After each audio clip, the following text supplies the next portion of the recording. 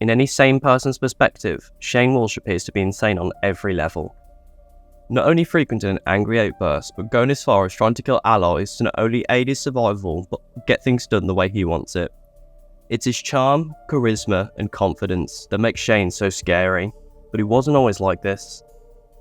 The show starts with fans getting an eye-level view at Shane and Rick's friendship, as seen with them eating together in a car. Brothers, it seems, not bound by blood, but by loyalty. This is reflected further once Rick gets shot and Shane is the lead in helping getting him support and visiting him in hospital. Flash forward 30 days later, and we get in perspectives of Carl and Laurie, Rick's wife and son, now being loved and cared for by none other than Shane. No, it's not a crime in itself to sleep with your best friend's wife, but it's definitely not something that's on the moral side of things. It sounds like I'm saying that from perspective, which makes it so much worse. What I'm trying to say is Shane and Laurie's relationship is one made from survival, not from genuine love, and there's no evidence that points to them liking each other before the apocalypse. So I guess it's just a way for them to kind of pass time, I hope. Anyway, moving forward. There's an important side note here that Rick doesn't actually find out about the affair until much later on in Season 1. Shane and Laurie are seen in numerous different scenes arguing with each other about the relationship and how Shane wants Laurie back. We're going to cut forward to the only thing that I actually respect Shane for, and that was beating up Ed in the second episode. It's the only time I'd respect him because it's the only time he's actually had reason to beat somebody up without getting in trouble with fans.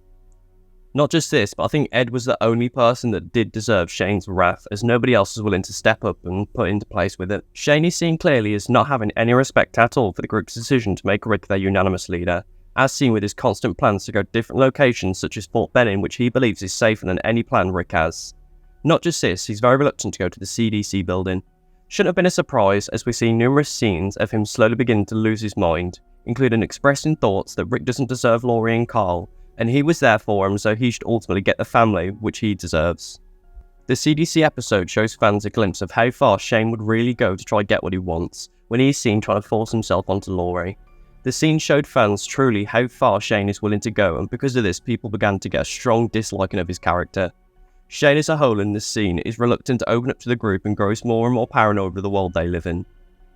Flash forward, Sophia's gone. While looking for her, Carl gets shot through a deer, and we get introduced to the Green family. The man who shot them is named Otis, and while the rest of the group arrive at Herschel's farm, Shane and Otis go on a mission for medical supplies in order to help Carl get better. While the mission initially goes well, a large group of zombies begin chasing them. Shane uses one of the last bullets he has to shoot Otis and run away with supplies, escaping the distracted horde. This is truly the first scene we get to have of Shane showing his true evil side, as he's willing to do anything to try survive in this new apocalypse. It's now been over 48 hours and the group aren't showing signs of letting off the search for Sophia. Shane, on the other hand, is determined. He thinks that because it's been 48 hours, the group should stop looking for her. As being police officers before it broke out, Rick and Shane were familiar with missing person cases. Rick refuses to let off the search, which infuriates a power-hungry Shane, and he begins to show more and more cracks while explaining to Laurie things like Rick's not built for the world, and it shows that he's going to go as far as lying and manipulating to maintain whatever little power he has left over the group.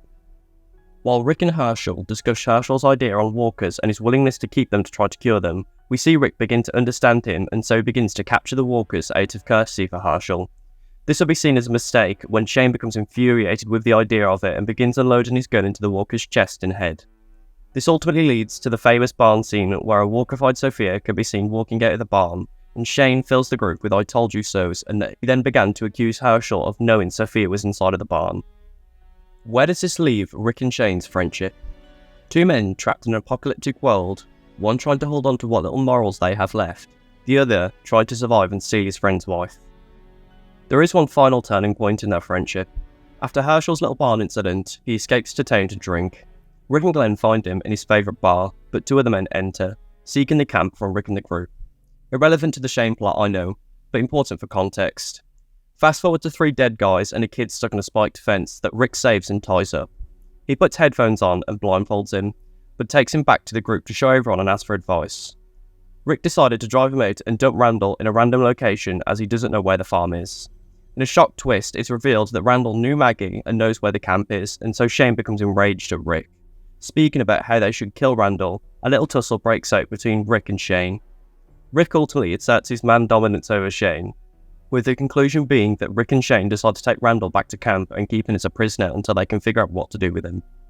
Now I am fast forwarding a little bit here, but our bizarre plan leads to Shane taking Randall into the forest and snapping his neck. He plans to headbutt a tree and pretend it was a fight, showing just how far Shane will go for that power over Rick. Daryl, Glenn and Rick follow Shane into the forest and split up to find Randall.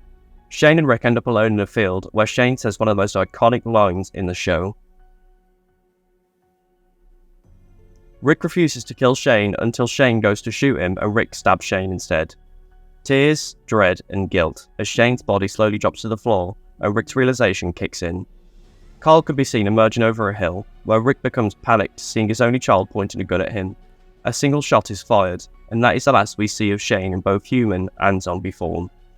The story of Shane is shocking, as fans were led through a series of twists and turns that showed just how far he'll go for power. But let's flip the script for a minute and see it from his perspective. His best friend is shot and is put into a coma at a hospital. An outbreak happens and his first thought is to protect his best friend's wife and child. Things get saucy, and they are a thing now. Then, to make it worse, the impossible happens. His best friend appears after the coma, after the zombie outbreak, after the hospital was ran down by walkers. He now has to witness the woman he loved get back with the guy she loves, ironically enough, and live through it, while Rick makes decisions that you could argue are stupid. Thing is, Shane tried his best to be dominant, and when it didn't work, he began taking what he wants rather than asking for it. He was so hungry for survival, he would kill for it.